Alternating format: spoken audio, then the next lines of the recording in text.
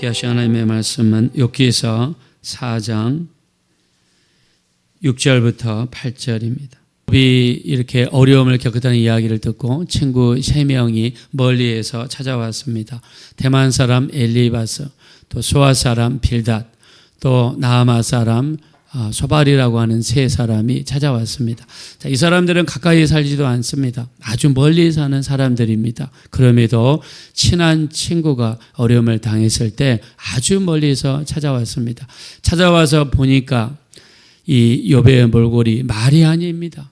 말을 할 수가 없어서 7일 동안이나 같이 아무 말 없이 함께하면서 같이 있어줬습니다. 저는 이것이 진정한 위로라고 생각합니다.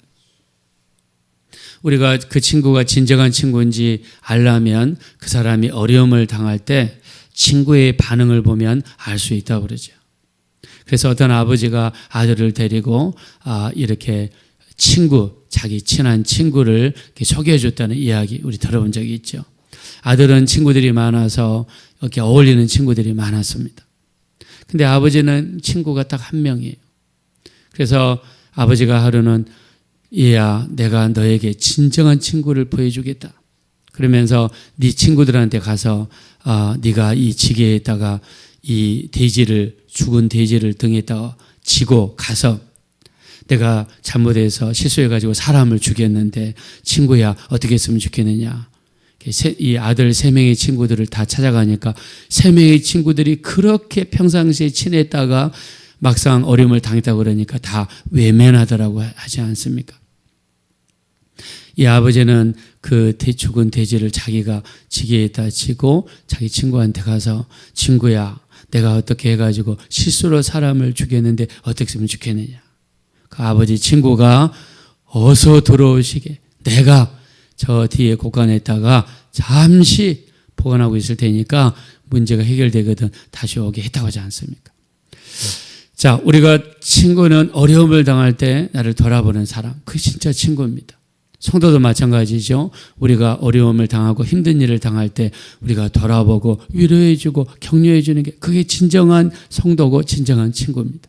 그래서 그런 면에서 3명의 친구는 멀리서 왔죠. 그리고 하루도 아니고 일주일 동안 같이 있었다는 면에서 굉장히 훌륭한 친구라고 할 수 있습니다. 근데 이 관계를 깨뜨린 것이 무엇이냐? 바로 우리 입에서 나오는 말입니다. 우리 입에서 나오는 말이 이런 좋은 관계를 깨뜨려버리고 말았습니다. 그래서 우리 입이 정말 무서운 것이죠. 우리 지난번에 다뤘습니다. 야고보서 3장 6절 혀는 곧 불이요 불의의 세계라. 우리 지체 중에서 온몸을 불사르고 삶의 수레바퀴를 온몸을 더럽히고 삶의 수레바퀴를 불사르나니 그 사르는 것이 지옥불에서 나느니라. 혀는 등이 길들일 사람이 없나니 이는 쉬지 아니하는 악이요 죽이는 독이 가득한 것이라 그랬습니다. 우리 입에서 나오는 말이 불이요 불의의 세계라. 여러분의 입에서 우리가 불을 뿜는다고 생각하면 됩니다. 이 불이 지옥불에서 난다는 거예요. 우리 입에서 나오는 말이 우리 온몸을 더럽힌대요. 우리 입에서 나오는 말이 우리를 더럽힌대요. 우리 입에서 판단하고 정죄하고 흉을 보고 미워하고 또 우리 입에서 다른 사람을 비난하고 자, 이런 모든 말들이 다른 사람을 향해서 공격하는 것 같은데 실상을 들여다보면 우리를 더럽힌다. 그리고 삶의 수레바퀴를 불사른다. 우리 입에서 나오는 말이요. 그 사람의 인생을 완전히 통째로 불살라 버린다. 여러분 우리 요셉을 보십시오. 창세기 39장에 보디발의 이 나쁜 여자가 요셉이 들어오니까 요셉에게 동침하자고 기록이 청하게 되죠. 요셉이 그거를 거절하니까 요셉의 옷을 붙잡습니다. 요셉이 옷이 벗겨지는 한이 있더라도 그 자리를 벗어났습니다. 그랬더니 여자가 악이 차가지고 소리를 질러댑니다. 이 히브리족 놈이 나를 겁탈하러 돌아왔다가 내가 소리를 지르니까 옷만 놔두고 도망갔다. 모든 것을 요셉에게 뒤집어 씌우고 거짓말로 뒤집어 씌우고 거짓말로 모함하고 거짓말로 일을 꾸몄을 때 어떤 일이 벌어졌습니까? 요셉이 10년 동안 감옥에 들어가 감옥 생활을 해야 됐습니다. 우리 입에서 나오는 말이 그 순간에 나오는 말이고 아무런 대책 없이 나온 말이고 함부로 뱉은 말인데 그 말의 결과는 요셉에게 10년이라는 감옥 생활을 가져왔어요. 혀는 곧 불이요 불의의 세계라. 우리 지체 중에서 온몸을 더럽히고 삶의 수레바퀴를 불사른다. 우리 삶을 불살할 수 있는 게 말입니다. 이 엘리바스, 빌닷, 소발 이 세 명과 욥의 관계는 여기까지는 좋아서 일주일 동안 같이 해줬습니다. 같이 있으면서 힘들고 어려운 일을 당한 사람에게 같이 있는 것 자체가 너무나 큰 위로가 되죠. 위로가 됩니다. 근데 그 다음에 나오는 말부터 사람을 죽이기 시작하고 관계를 파손하고 말았습니다. 우리 한번 말씀 보겠습니다. 다시 한번 욥기서 우리 말씀 보시면은 우리 욥기서 4장 6절을 보겠습니다. 우리 욥기서 4장 6절 다 같이 읽읍시다. 시작.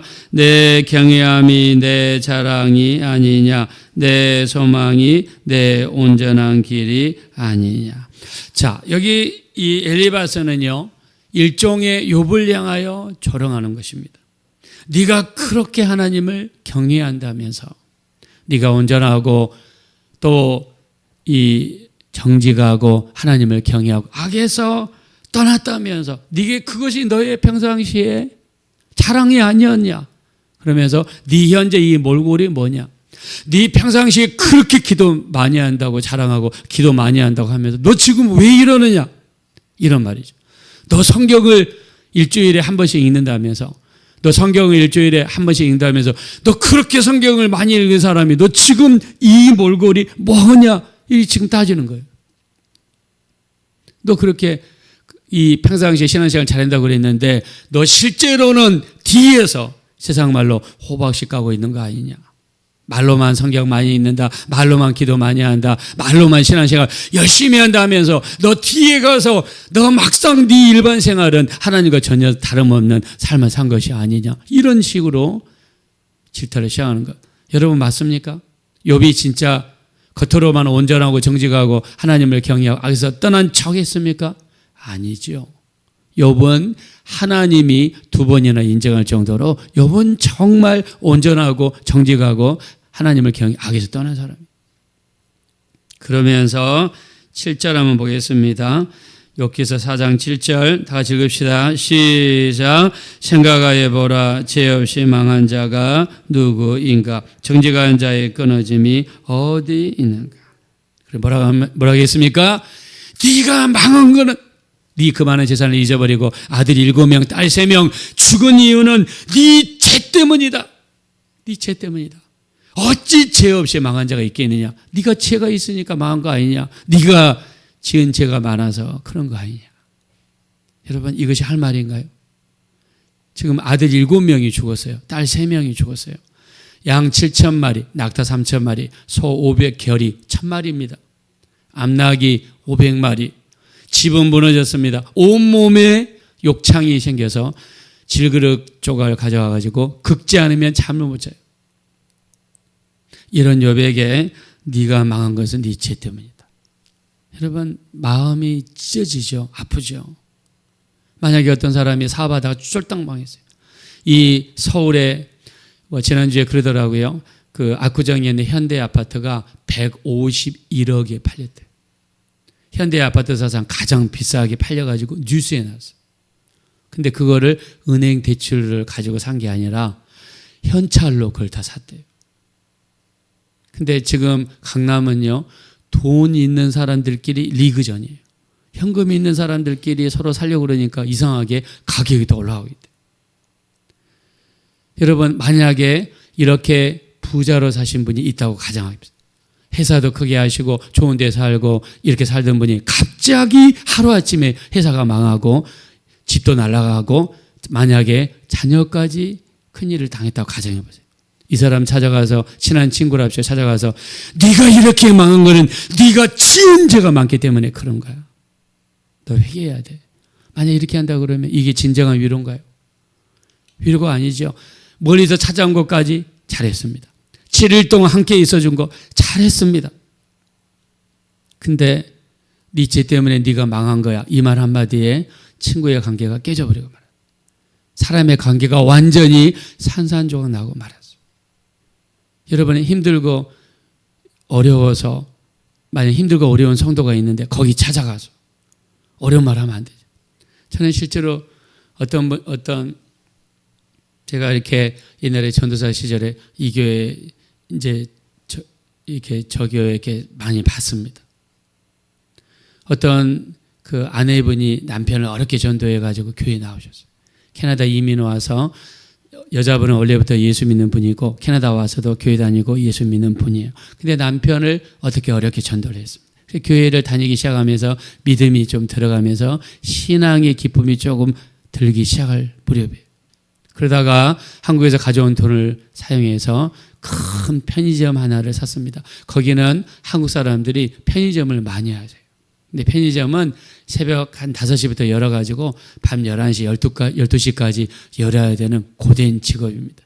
그래서 오전에 아내분이 보고 오후에는 남편이 보고 이렇게 돌아가면서 봐요. 그러다가 좀 수입이 생기면은 이렇게 헬퍼라든가 아니면은 캐시어, 이렇게 아르바이트생을 드립니다. 근데 이제 남편이 교회도 나오기 시작했죠. 또 편의점을 열었죠. 그래서 교회에서 너무 감사해서 그 교회 목사님이 가서 예배를 드렸어요. 근데 가서 처음부터 이제 하나님께 복 받으려면 철저하게 11조를 해야 됩니다. 근데 아직 11조 믿음이 이분에게 들어간 게 아니에요. 우리가 이 때를 따라 말을 해야 되잖아요. 근데 그 처음부터 끝까지 그냥 11조만 이야기를 했어요. 다른 할 얘기 많죠. 하나님이 축복하시고 정말 하나님께서 복을 주시고, 우리 할 말이 얼마나 많습니까? 근데 그 말을 딱 했는데, 물론 틀린 말은 아니라고 생각합니다. 근데 그 말을 딱 또 그게 이 남편에게 딱 걸렸어요. 그래서 그 다음부터 교회를 끊었어요. 그 다음에 교회 안 나와요. 믿음도 잃어버렸어요. 그러니까 우리 사실은 죄가 있어서 어려움이 온다는 거, 우리가 성경 전체적으로 보면 우리가 이해할 수 있는 말이에요. 틀린 말 아닙니다. 죄가 있으면 그 죄를 통해서 악한 것들이 튼튼할 수 있고, 그 악한 것들이 역사하면 또 우리에게 힘든 일이 당할 수 있어요. 맞는 말입니다. 그러나 말은요, 상황에 따라 시기에 따라 분별하면서 할 수 있는 게 하나님이 우리에게 주신 지혜라고 믿습니다. 지혜로 말해야 돼요. 그 말이 맞다고 할지라도 우리가 그 말할 때는 지혜롭게 말할 필요가 있어요.